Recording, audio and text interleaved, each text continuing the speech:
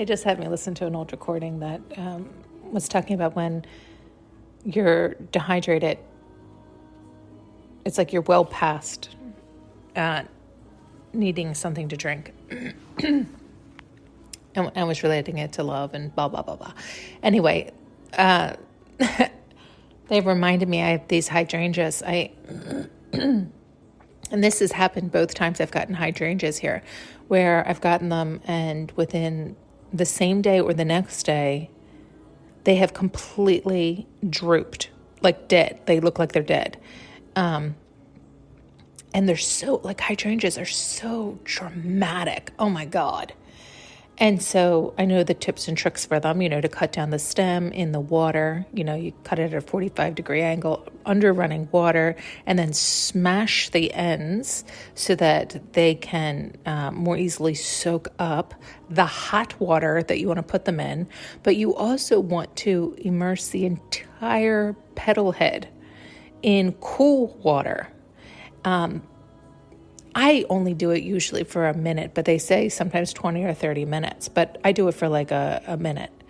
And I put them back in the vase and they totally looked dead.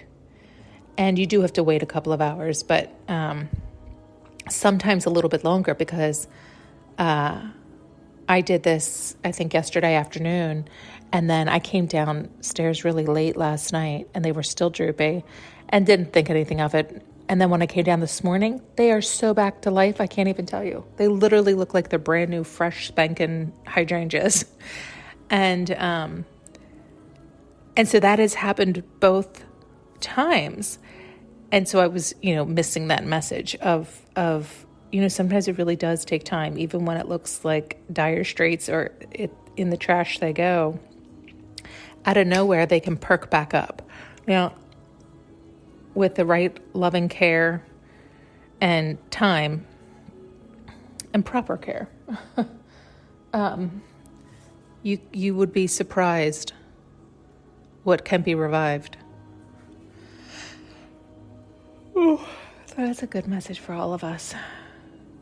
I want to just realize maybe it is the idea of never give up hope. But remember with that, it's like with the action, right? It's the idea of like, I didn't just like sit there and be like, oh, I wish they'd come back to life. Oh, I really hope they do. They're not going to. They were definitely, if I didn't take measures and take action when needed, no, they would have still be dead today, right? Like, no, they need it. They, like, what do you call that? They're showing somebody like pounding on somebody's chest and shocking them back. It's that idea. You need to take the necessary action. Otherwise, no, they're dead. I guess they're showing that. Like if somebody actually dies and there's nobody there to like pump on the chest and blow life back into them, no, they're dead. You can't get there like a day or two or three later and be like, oh, we'll try it now. No, you have to take measures right away. Like as soon as you notice, So it's like that fine line where I do think people get confused on the hope bit, right? Where it's like, yeah, you hope for the best once you've done all you can. Yeah, you do have to take action. You do have to take measures. Not that miracles don't happen every day. They do. But if you're always living on a hope and a wish and a prayer, if you're always living on a miracle coming in, well, fuck, you must be disappointed all the time, right? There's supposed to be that 1 in a million because you've always done the million other times you've done the action.